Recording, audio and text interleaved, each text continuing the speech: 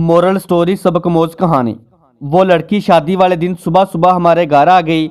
मेरी चाची जान ने खुश आमदीद कहा, क्योंकि मेरी माँ बचपन में ही दुनिया से रुखसत हो चुकी थी और हम सब लोग एक साथ रहते थे। और मेरी चाची मेरी सगी खाला भी थी। उन्होंने पूछा कि पुत्र की गल है बेटा, क्या बात है?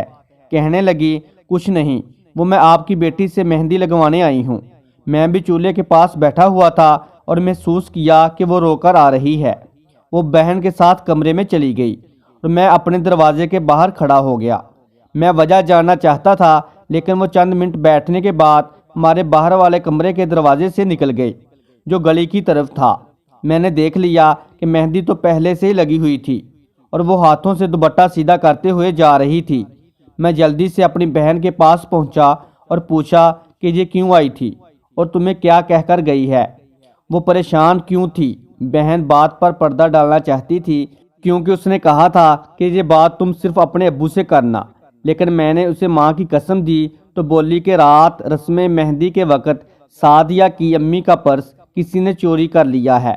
अभी तक उसे और उसकी अम्मी के अलावा किसी को भी इस बात की खबर नहीं, और उसमें 43,000 रुपये थे। और कह रही है कि अब हमारे पास खर्च करने के लिए एक पैसा भी नहीं है। अब अगर हमने शोर मचाया तो हमें अपनी बेइज्जती का खतरा है। और सारी रात अम्मी घर में पर्स तलाश करती रहीं, एक मिनट भी नहीं सोए, जिस वजह से उनको सख्त बुखार भी हो गया है। सुनकर मेरे तो पैरों के नीचे से जैसे ज़मीन ही निकल गई, क्योंकि वो इंतहाई गरीब लोग थे। मैंने उसे कहा कि तुम जल्दी से अब्बू से बात करो, वो जो भी कहें मुझे ज़रूर बताना। उसने अब्बू को सारी बात सुनाई तो अब्बू ने मुझे अंदर बुला लिया। कहने लगे कि बैंक में मेरे पास कुछ पैसे तो हैं, लेकिन आज बैंक भी बंद है। अब क्या करें? सुबह सुबह और अचानक इतने पैसे हमें कौन देगा? मैंने कहा, मैं 10 मिनट में आता हूँ। मैंने बाहर निकलकर अपने मामू को फ़ोन किया और कहा कि अगर 10 मिनट में आप मुझे 50,000 रुपये दे सकते हैं तो मैं कॉल पर रहता हूँ, वरना नहीं। कहने लगे, बात क्या है? मैंने कहा कि बात पर्दे में है, आप अगर दे दें तो मैं आपको 10 महीनों के अंदर अंदर वापस कर दूंगा। मामू बात को समझ गए और कहने लगे, तुम मोटरसाइकिल पकड़ो और फलां से जाकर पैसे ले आओ, मैं उसे फ़ोन कर देता हूँ। मैं घर आया, पापा से बोला कि उनके घर जाएं और उन्हें कहें कि घबराने की कोई बात नहीं। आपने 50,000 के अंदर अंदर जो प्रोग्राम बनाया हुआ है उसे कैंसिल मत करें, पैसे थोड़ी में आप तक पहुँच जाएंगे।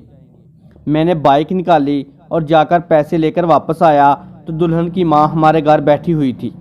मैंने पैसे पापा को पकड़ाए तो देखकर उसकी जान में जान पड़ गई, और वालिद साहब ने पैसे उसके हवाले कर दिए और वो चली गई।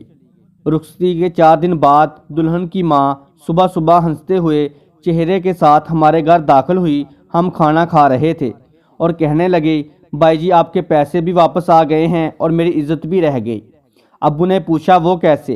कहने लगी, जहां मैंने पैकिंग वाले शापर पुराने तंदूर में फेंके थे, आज मैंने इन्हें आग लगाने से पहले एहतियातन बाहर निकाल कर चेक किया तो उनमें से एक मेरा पर्स भी निकल आया।